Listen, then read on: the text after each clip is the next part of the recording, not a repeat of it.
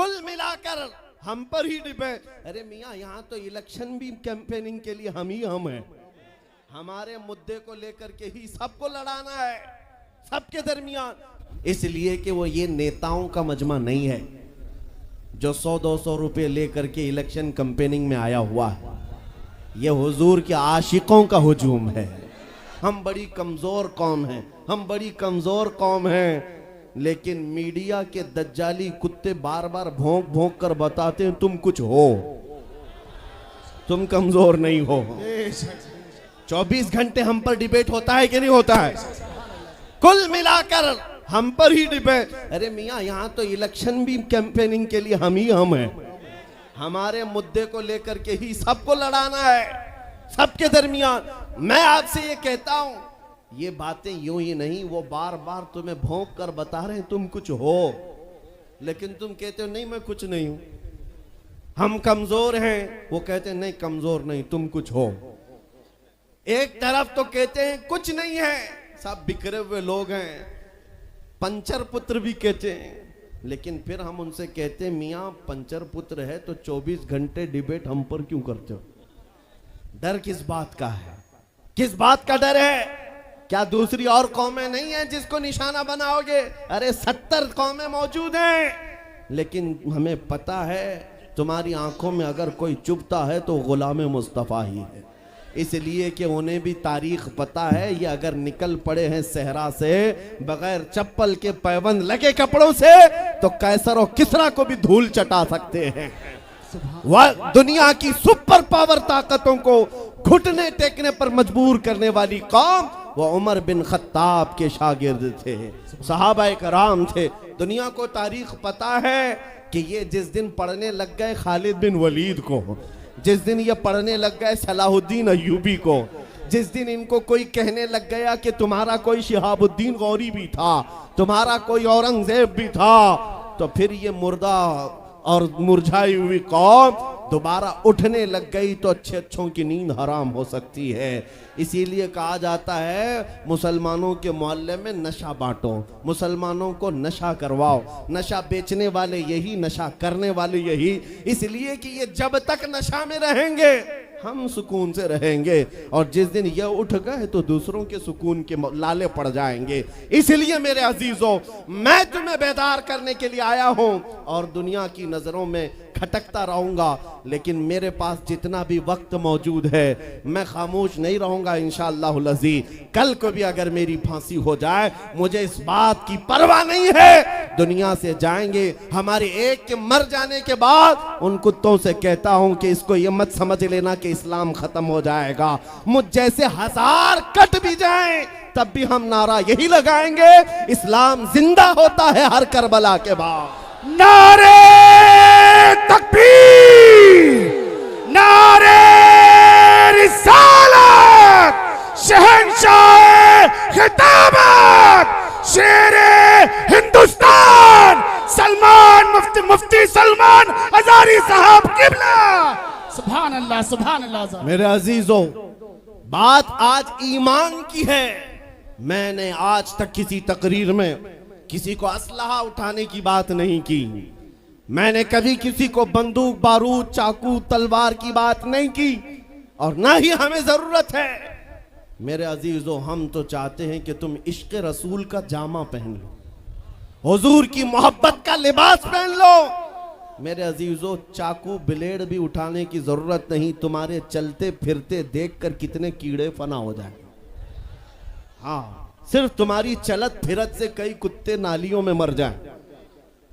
सबको समझ में आती है बात।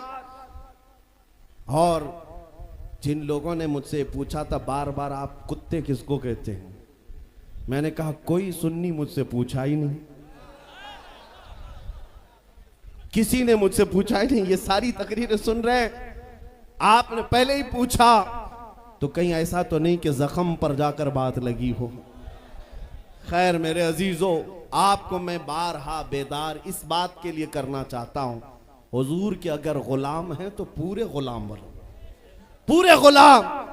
आज के दिन अगर एक नौजवान भी ये अहद कर लिया कि मैंने अपनी मर्जी से बहुत जिंदगी गुजारी है, अपनी लाइफ में बहुत इंजॉय किया है, लेकिन आज के दिन से ये तय करूंगा कि जीऊंगा तो मेरे नबी की मर्जी से जीऊंगा। जिसने भी तय कर लिया, मैं समझता हूं कि ये जलसा वसूल हो गया, हुजूर के कदमों में पहुंच गया। मैं बताओ ऐ नौजवानों, बचा क्या है हमारी जिंदगी में और क्या बाकी है? क्या चाहिए तुम्हें? पूरी दुनिया तुम नाक रगड़ रगड़ कर हासिल कर भी लिए तो एक दिन तो मौत आनी है, एक दिन तो दुनिया से जाना है। सारी दौलत छोड़कर जाओगे, इस बात पर सबका यकीन है। तुमने खुद अपने हाथों से कितने मुर्दे दफनाए, तुमने कितने लोगों की कब्रों को खुद अपने हाथों से बंद किया। आज जो ये आंखें खुली हैं, अचानक बंद कर दी जाएंगी, ये धड़कनें रुक जाएंगी, तुम हाथ पैर भी नहीं उठा सकते। और ये पूरे लोग उठाकर तुम्हें इतनी छोटी कब्र में डाल कर आते हैं जहां करवट लेने की भी जगह नहीं, सांस और हवा के लिए कोई रोशनदान नहीं, खिड़की नहीं। इतने घने अंधेरे के अंदर तुम तन्हा होते हो। उस कब्र के मुतालिक सोचो, वहां मुनकर नकीर जिसके बारे में पूछ रहे होंगे वो ताजदार मदीना की जात होगी। हुजूर के बारे में तुमसे पूछा जा रहा है कि तुम उनके बारे में क्या कहते थे। इसलिए सुन्नियों, आज ही हम तैयारी क्यों ना कर लें कि कल को कब्र में हमसे फरिश्ते पूछें इनके बारे में क्या कहते थे, तो वहां पुकार कर नकीरैन से कहना, तुम पूछ रहे हो इनके बारे में क्या कहते थे, अरे मर के पहुंचा हूं यहां इस दिलरुबा के वास्ते।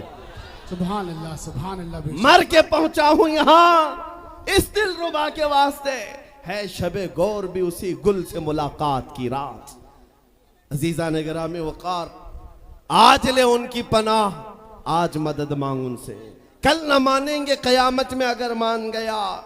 सिर्फ मैं तुम्हारे उन अखलाक की बात कर रहा हूं, बड़े दर्द दिल से कह रहा हूं। आ जाओ वापस उस नुक्ते पर जहां मेरे नबी ने हमें छोड़ा था। आ जाओ उस रास्ते पर जिस पर चलने वालों पर अल्लाह ने इनाम नाजिल किया है। आपको पता है वो सहाबा कराम, ताबईन और औलिया कामिलीन का रास्ता था कि जिनके बारे में इकबाल ने कहा, दी अजाने कभी यूरोप के कलीसाओं में तो कभी अफ्रीका के तपते हुए सहराओं में। दश्त तो दश्त है, दरिया भी न छोड़े हमने, बहरे जुल्मात में दौड़ा दिए घोड़े हमने। आ गया ऐन लड़ाई में गर वक्त नमाज, किबला रूहों के जमीन बोस हुई कौमे हिजाज। एक ही सब में खड़े हो गए महमूद अयाज, न कोई बंदा रहा न कोई बंदा नवाज। यह हमारी तारीख थी, यह हमारी तारीख थी। मोहम्मद अरबी सल्लल्लाहु तआला अलैहि वसल्लम के गुलामों की तारीख थी। वो जिस जगह जाते थे परचमे इस्लाम लहराते थे, जहां चल पड़े हवाओं का रुख मोड़ दिया, आंधियों को तोड़ दिया, समंदरों में रास्ता बना लिया। अरे दरिया दजला में घोड़े दौड़ा दिए। ये नबी पाक के गुलाम थे, दुनिया उनसे खौफजदा थी। क्या था उनका नारा? उनका नारा ये था, टल न सकते थे जंग में अगर अड़ जाते थे, पांव शेरों के मैदान से उखड़ जाते थे। अरे हक से सरकश हुआ कोई तो बिगड़ जाते थे। तेग क्या चीज है, हम तोप से भी लड़ जाते थे। नारे तकबीर, नारे रिसालत। देखो देखो कौन आया, देखो देखो कौन आया। तवज्जो की बात है, हम उस कौम के वारिसीन में से हैं दुनिया जिनकी तारीख जानती है। आपको पता है अंग्रेज तारीख दान है, अंग्रेज है, उसका कोई ताल्लुक मेरे दीन से नहीं, लेकिन तारीख लिखने में उसने ये बात लिखी कि मैंने ऐसा जर्नेल देखा ही नहीं जैसा सलाहुद्दीन था, इसलिए कि उसके जज्बे जैसा मैंने एक भी जर्नल देखा नहीं। एक बार का वाकया लिखा है कि 12,000 की फौज थी सलाहुद्दीन के साथ, 12,000 की फौज थी सलाहुद्दीन अय्यूबी के साथ। और जिस वक्त वो मैदान में उतरा, मुकाबिल में सलीबियों की तादाद 4 लाख की थी, 4 लाख की थी। 4 लाख की तादाद देखकर ना वो घबराया ना भागा, पलट कर अपनी फौज से पूछा, क्या मशवरा है तुम्हारा, मुकाबिल में उतरे या नहीं उतरे। सलाहुद्दीन के लश्करी और उसके नौजवान सिपाही आम लोग नहीं थे, जज्बा जवान था। अर्ज किया है सलाहुद्दीन हमारे सिपह सालार, रसूलुल्लाह के सहाबा तादाद देखकर उतरते थे तो हम भी तादाद देख के उतरेंगे। अगर नबी के सहाबा तादाद नहीं देखते थे तो हम भी इस तादाद का कोई परवाह नहीं करेंगे। सलाउद्दीन उनकी बातों को लेकर उतर तो पड़ा। तारीख लिखने वाला अंग्रेज आदमी है, कहता है मुकाबला कर लेना और बात होती है, लेकिन 4 लाख को तितर बितर करके रख देना तारीख की अलग बात होती है। सलाउद्दीन के इस कारनामे के बाद वो अंग्रेज तारीखदान कहता है हमारे इलाकों में हाल ये हो गया था, हमारे यहाँ की माएँ अपने बच्चों को थपकियां देकर सुलाती थी और ये कहती थी कि बेटा सो जा नहीं तो सलाउद्दीन आ जाए। सुभान अल्लाह, सुभान अल्लाह। ये मैं इसलिए बातें अर्ज कर रहा हूं कि सलाउद्दीन अय्यूबी की ताकत वो उनकी अपनी बॉडी की ताकत नहीं थी, वो ना ही किसी जगह से वर्जिश करके हासिल की हुई ताकत थी। सलाउद्दीन की ताकत इश्क मुस्तफा की वजह से थी। वो मोहब्बत रसूल का पैकर था।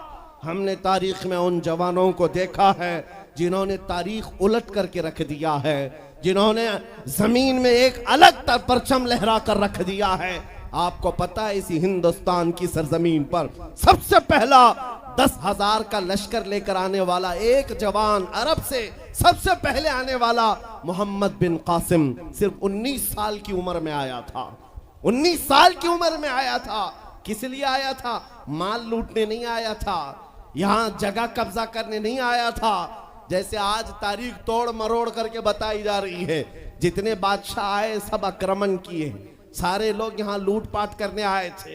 ये तारीख तोड़ मरोड़ कर बयान की जाती है। मेरे अजीजों इस पर फिर कभी गुफ्तगू करेंगे। लेकिन मोहम्मद बिन कासिम क्यों आया था? इलाहाबाद के एक पंडित है, उन्होंने खुद लिखा है, मैं अपनी बात नहीं पंडित जी की बात कह रहा हूँ। उस वक्त हालात ऐसे हो गए थे कि चंद औरतें, मुसलमान औरतें जो श्रीलंका की सरजमीन से हज के लिए जा रही थी, उस वक्त राजा दाबिर सिंह उसके कुछ गुंडों ने इन औरतों को पकड़ लिया, उनकी इज्जत लूटी, उनका माल लूटा, उनको कैदी बनाया। उन औरतों ने उस वक्त पुकार कर कहा था कि कोई है जो हमारी इज्जत बचाएगा। कोई तिजारत करने वाला बाहर से आया हुआ ताजिर बात सुन करके अरब गया। अरब में जाकर गवर्नर जो था उसके सामने वाकया बयान कर रहा था। 19 साल का जवान मोहम्मद बिन कासिम वहां से गुजर रहा था। उसने इतना वाकया सुना कि हिंद की सरजमीन पर कुछ हमारी बहनों की इज्जत लूटी जा रही है। वहीं खड़े होकर उसने कहा लब्बैक या उख्ती, ऐ मेरी बहन मैं तेरी इज्जत की हिफाजत के लिए आ रहा हूं। वहां से पुकारा अपने चचा जो गवर्नर था उस वक्त, उससे 10,000 का लश्कर लेकर के सबसे पहले यहाँ आने वाला मोहम्मद बिन कासिम किस लिए आया था? माल लूटने के लिए नहीं, औरतों की इज्जत बचाने के लिए आया था। हिंदुस्तान की सरजमीन पर कदम रखा और उसके बाद सामने मुकाबिल में फौरन जंग के लिए नहीं आया। कहा कि जिन औरतों को कैदी बनाया वो छोड़ दो, जो हज के लिए जा रही थी उन्हें आजाद कर दो, और दूसरी बात जिन्होंने गुंडागर्दी की है उन्हें पकड़ो और जेल में डालो। राजा को घमंड था, उसने इनकार किया तो मोहम्मद बिन कासिम ने कहा चलो आओ मोहम्मद अरबी के शेरों से मुकाबला हो जाए। 3 दिन का मुकाबला हुआ था, न राजा बचा न बाजा बचा, सारे हजारे इधर से उधर हो गए और मोहम्मद बिन कासिम का परचम लहराया। मेरे अजीजों, औरतों की इज्जत का मुहाफिज 19 साल का जवान था जिसने आते ही औरतों की इज्जत भी बचाई और मेरे दीन का परचम भी लहराया। मैं आज पूछता हूं हमारी उम्रें कितनी हो गई? कई जवान 25 साल 30 साल क्रॉस कर चुके। आज बहुत सारी औरतों की इज्जतें जब लूटी जाती हैं, तुम तो मोबाइल में देख देख करके शेयर कर देते हो, वीडियो इधर से उधर फैला देते हो और उसके बाद समझते हो हम बहुत बड़ा काम कर रहे हैं। हर कोई यही कहता है सबको शेयर करो, सबको शेयर करो, काय के लिए शेयर करो? मेरे अजीजों, ये कौन सी जंग लड़ रहे हो? व्हाट्सएप मोबाइल की जंग लड़ रहे हो? तुम्हारे अंदर अगर गैरत बाकी है तो मेरे अजीजों, किसी की इज्जत लुटते हुए देखकर तुम तमाशा नहीं कर सकते। ईमान बेदार करो, ईमान बेदार करो। ये आज हालात क्यों आए? इमाम गजाली की एक बात मैं सुनाता हूं। बहुत सालों पहले उस इमाम ने कहा था, 1000 साल पहले तकरीबन, उस इमाम ने कहा था जब इस उम्मत के सामने उनके रसूल की तौहीन हो रही हो और उम्मत खामोश बैठी रहे, तो चंद दिन इंतजार करें, इनकी माँ और बहनों को बाजार में लाकर नीलाम किया जाएगा, इनकी माँ और बहनों की इज्जत लूटी जाएगी और ये कुछ ना कर सकेंगे, इनके बच्चों को मारा जाएगा और ये कुछ ना कर सकेंगे। मैं आज महसूस कर रहा हूँ हुजूर की गुस्ताखी पर और तौहीन पर खामोश रहने का नतीजा ये है कि अब हमारे घर भी सलामत नहीं रहेंगे। लोग आज चीख रहे हैं, मस्जिदें वीरान हो गई, मस्जिदें टूट रही हैं, खानकाहें टूट रही हैं, न जाने कितने मज़ारात बिल्डोजर से ख़त्म किए जा रहे हैं। ये तमाम बातें अपनी जगह पर, मैं आपसे पूछता हूँ, जाने ईमान रसूलुल्लाह की इज्जत बाकी नहीं रही तो फिर कुछ भी बाकी नहीं रहा। वो जो न हो तो कुछ न हो, वो जो न थे तो कुछ न था। जान है वो जहान की और जान है तो जहान है। आपसे मैं यही कहना चाहता हूं, सीरियस हो जाओ, हसास हो जाओ। हंसी मजाक गलछड़े ये लतीफे लोगों के दरमियान अय्याशियां खत्म कर डालो। आज हर एक के घर से धुआं उठ रहा है और लोग अभी खुशियां और तमाशा देखने में मसरूफ हैं। आज पूरी दुनिया में जो तमाशा है आप नहीं अंदाजा कर सकते। फिलिस्तीन के बच्चों के साथ खून की होली खेली जाती है। हमने इराक में देखा है चंद साल पहले जहां मैदान में खेला करते थे लोग, आज वो मैदान कब्रों से भर चुका है, कब्रों से भर चुका है। इतनी मौतें होती हैं कि जनाजा उठाने के लिए लोग नहीं होते, जनाजा उठाने के लिए लोग नहीं होते। ये तमाम हालात क्यों पैदा हुए? मुल्क शाम के हालात इतने सख्त तरीन हो गए हैं कि तकरीबन 50 लाख के करीब बेघर हो चुके लोग, जिनका घर नहीं, सब टूट चुका। ये हालात देखकर मैं आपसे कहता हूं, बेदार हो जाओ और अमल की तरफ आ जाओ। क्या अब भी तुम्हें अजानें नहीं उठाती? नमाजों के लिए दौड़ते नहीं? अल्लाह का कहर जब आता है, पकड़ आती है, तो फिर कोई तुम्हें नहीं बचा सकता, कोई नहीं बचा सकता। मैं वार्निंग भी दे रहा हूं और आपको बता भी रहा हूं कि नबी करीम सल्लल्लाहु ताला अलैहि वसल्लम का दरवाजा अभी खुला हुआ है, खुला हुआ है।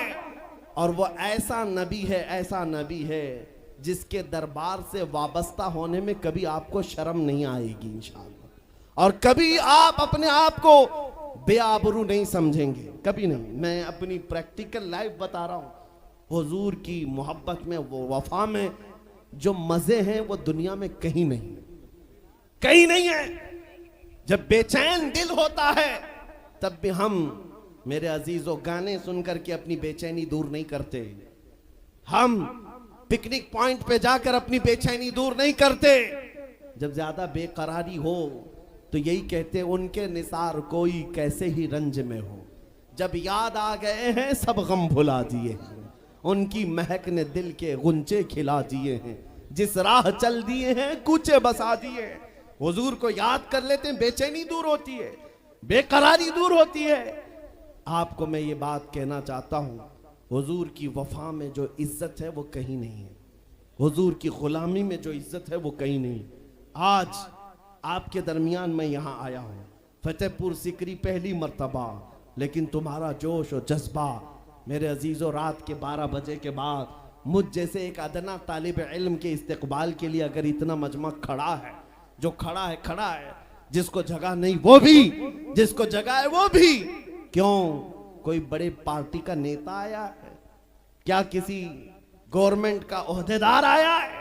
नहीं, सबको यहां पता है कोई नेता नहीं आया, हुजूर का एक गुलाम आया। हमारी आज जो इज्जत है वो सिर्फ इसीलिए है, जब तक बिके न थे तो कोई पूछता न था। या रसूल अल्लाह, तुमने खरीद कर हमें अनमोल कर दिया। जब तक के मदीने से इशारे नहीं होते, रोशन मेरी किस्मत के सितारे नहीं होते।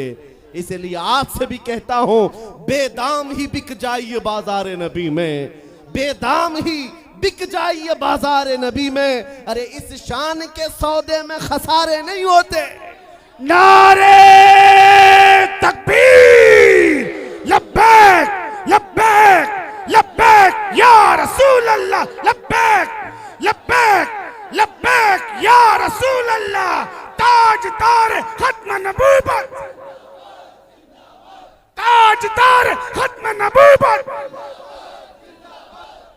मैं अपनी गुफ्तगू को समेटते हुए बात अर्ज करता हूं, तुम्हारे यकीन को बढ़ाने के लिए कहता हूं, आज भी तुम्हें पता होना चाहिए हमारे दर्द को कोई समझने वाला है तो आमिना का लाल है, वो मकीने गुंबद खजरा है, जो बेकसों का कस, जो बेसहारों का सहारा। उस रसूल पाक की आदत ही ये है, आता है फकीरों पे उन्हें प्यार कुछ ऐसा, खुद भीख दें और खुद कहें मंगते का भला हो। आपको मैं ये बात बार बार इसलिए कह रहा हूं कि तुम ये मांगना छोड़ दो, लोगों के यहाँ हाथ फैलाना छोड़ दो, इनकी उनकी नौकरी चाकरी करना छोड़ दो।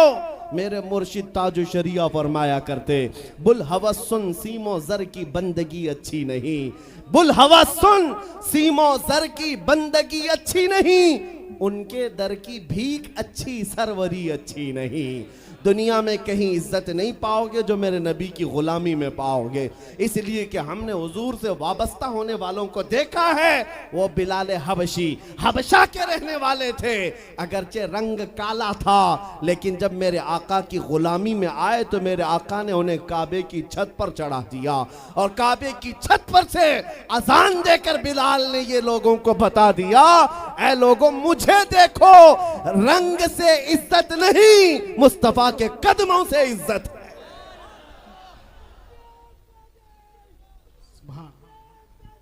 अजीजा ने ग्राम वकार तवज्जो चाहता हूं, हुजूर की गुलामी में जो इज्जत है वो हमने देखी है। जो लोग सहाबाए कराम, जो सहाबाए कराम, सैयदना अमीरुल मोमिनीन उमर इब्न खत्ताब, जिनका हाल ये था 36 लाख स्क्वायर किलोमीटर पर तन्हा हुकूमत करते थे। उस वक्त मिस्र भी, शाम भी, यमन भी, इराक भी, फिलिस्तीन भी, अरब, ये 6 कंट्री पूरे मिलाकर तन्हा हजरत उमर की निगरानी में थे। और ऐसी निगरानी नहीं कि यहां बैठ करके बड़ी बड़ी मीटिंगें कर रहे हो और गरीब खस्ता हाल सो रहे हो। उस खलीफा इस्लाम का हाल ये था, वो मदीने में बैठकर खिलाफत कर रहा था, और बड़ी दूर एक औरत अपनी बेटी से कह रही है कि आज थोड़ा दूध में पानी मिला ले। बेटी कहती नहीं, खलीफा उमर बिन खत्ताब की खिलाफत है, उमर इब्न खत्ताब की खिलाफत है। घरों में तक उमर इब्न खत्ताब की निगरानी थी। ये कौन? उमर इब्न खत्ताब रज़ियल्लाहु ताला अन्हु, जिन्होंने लोगों का खून चूस करके हुकूमत की कुर्सी नहीं बिठाई। और दूसरी बात ये भी कि वो उमर सादा जिंदगी गुजारने वाले, उनकी सिक्योरिटी भी ऐसी नहीं थी कि रोल्स रॉयस लगी हुई हो, काली गाड़ियां आगे पीछे घूमती हों। मेरे अजीजों, उस उमर इब्न खत्ताब की बात कर रहा हूं। जब बैतुल मुकद्दस फतह हो गया तो वहां से हजरत अबू उबैदा बिन जर्राह ने खत लिख करके भेजा कि लोगों की ख्वाहिश है उमर इब्न खत्ताब आप तशरीफ लाएं, बैतुल मुकद्दस की चाबी आपके हाथ में दी जाएगी, आप तशरीफ लाएं। तो उमर इब्न खत्ताब रज़ियल्लाहु ताला अन्हु मदीने से चल पड़े अपना एक गुलाम लेकर के। लेकिन गुलाम और खुद होने के बाद एक ही घोड़ा था। तय ये कर लिया गुलाम के साथ कि 1 मील मैं बैठूंगा तू चलेगा, और दूसरे मील तू बैठेगा मैं चलूंगा। ये शान उमर इब्न खत्ताब रज़ियल्लाहु ताला अन्हु की। मैं क्यों कह रहा हूं अभी बताता हूं। और इस तरह से सफर कटता रहा। 1 मील खुद बैठते, 1 मील गुलाम बैठता था, क्योंकि उनके अदल के सामने किसी की नहीं चलती। फिर जब इत्तेफाक ऐसा है बैतुल मुकद्दस करीब आया, लोग सब देखने के लिए बाहर आए, लेकिन घोड़े पर बैठने की बारी गुलाम की थी और आपकी चलने की थी। बारी बारी है, गुलाम बैठा हुआ आ रहा है और खलीफा वक्त रस्सी पकड़ा हुआ आ रहा है। लोग दौड़े दौड़े आए, फिलिस्तीन के अमीरुल मोमिनीन कहकर नारा लगा रहे थे। तो जो मौजूद सहाबा थे उन्होंने बताया ये घोड़े पर बैठा हुआ अमीरुल मोमिनीन नहीं है, ये घोड़े की रस्सी पकड़कर जो आ रहा है वो अमीरुल मोमिनीन है। ईसाइयों ने पहली मर्तबा देख करके पूछा था, ए मुसलमानों क्या तुम्हारा बादशाह ऐसा भी होता है? उस वक्त सहाबा ने कहा पहली बात तो हमारे यहाँ बादशाह होता ही नहीं, बादशाह नहीं होता। और उनकी ये जिंदगी मैं इसलिए बता रहा हूं। फिर ईसाइयों ने कहा अगर ये घोड़े की रस्सी पकड़कर चलता है तो इसके डर से कैसर और किसरा क्यों कांप रहे हैं? इसके डर से पूरा ईरान, पूरा रोम कांप रहा है। आखिर कौन सी ताकत है इस उम्र के अंदर? ये तो रस्सी पकड़कर घोड़े लेकर चल रहा है। तब जानते हो मेरे अजीजों, उमर इब्ने खत्ताब रदी अल्लाह ताला अन्हु ने लोगों को जमा करके बताया, ऐ लोगों सुनो, मेरी हैसियत सिर्फ इतनी थी, मैं खत्ताब का बेटा उमर, बचपन में 2 बकरियां मुझसे नहीं संभाली जाती और मेरे बाप मुझे हर दिन मारते थे, बकरियां नहीं संभालनी आती। लेकिन आज गौर से देखो, आंख खोलकर, वही खत्ताब का बेटा उमर है। 36 लाख स्क्वायर किलोमीटर पर तन्हा हुकूमत करता है। इसलिए नहीं कि खत्ताब का बेटा उमर है, इसलिए कि मोहम्मद अरबी का गुलाम उमर है। नारे तकबीर, नारे रिसालत, मरहबा या मुस्तफा, मरहबा या मुस्तफा। अजीजा ने गिरामी औकार, मैं आपको कई मिसालों से बता सकता हूं। इज्जत सहाबा ने रसूलुल्लाह के कदमों से पाई है, इज्जत नबी पाक के कदमों से पाई है। आज जिस जलसे में जाएं, आला हजरत आला हजरत। अभी अगर मैं पूछूं इश्क मोहब्बत, इश्क मोहब्बत, आला हजरत आला हजरत, आपको बोलने की जरूरत ही नहीं। हर इलाके में सुन्नियों का मजमा खुद ही कहता है। हालांकि इस नारे का मतलब क्या है? इश्क मोहब्बत 2 लफ्ज हैं। जैसी ही इश्क पुकारा जाए, मोहब्बत पुकारी जाए, हर एक कहता है आला हजरत आला हजरत। मेरे अजीजों, ये बात इसलिए मैं कह रहा हूं, 100 साल गुजर जाने के बाद भी उस इमाम का नारा हर मजलिस की रौनक क्यों बना है? इसलिए कि वो बरेली का इमाम जिंदगी भर अपने कसीदे नहीं पढ़ता था, अपने खानदान की बड़ाइयां नहीं बोलता था, बल्कि जब भी बोलता था तो यूं कहता, सरवर कहूं कि मालिको मौला कहूं तुझे, बागे खलील का गुले ज़ैबा कहूं तुझे, तेरे तो बस ऐबे तनाही से हैं बरी, हैरान हूं मेरे शाह मैं क्या क्या कहूं तुझे। लेकिन रजा ने खत्म सुखन इस पे कर दिया, खालिक का बंदा खल्क का आका कहूं तुझे। उस बरेली के इमाम ने जिंदगी भर अपने नबी की तारीफ की, लेकिन जब दुनिया से चला गया तो रब्बे जुल जलाल ने ना उनका नाम मिटने दिया, ना उनका कलाम मिटने दिया। सुभान अल्लाह सुभान अल्लाह। इसलिए ये फार्मूला समझ करके चलो, जो हुजूर की बात करता है वो जिंदा रह जाता है। आज भी आपको ये कसीदा याद है, मौलाया सल्ली वसल्लिम दाइमन अबदा, सुने हो कि नहीं सुने हो? ये कसीदा उर्दू में नहीं है, अरबी में है। तुम्हें तो अरबी शायद समझ में आती नहीं आती, लेकिन सबको पढ़ने में लुत्फ आता है, सुनने में लुत्फ आता है। ये शरफुद्दीन बोसीरी का लिखा हुआ 700 साल पहले का कसीदा है। मेरे नबी की मोहब्बत में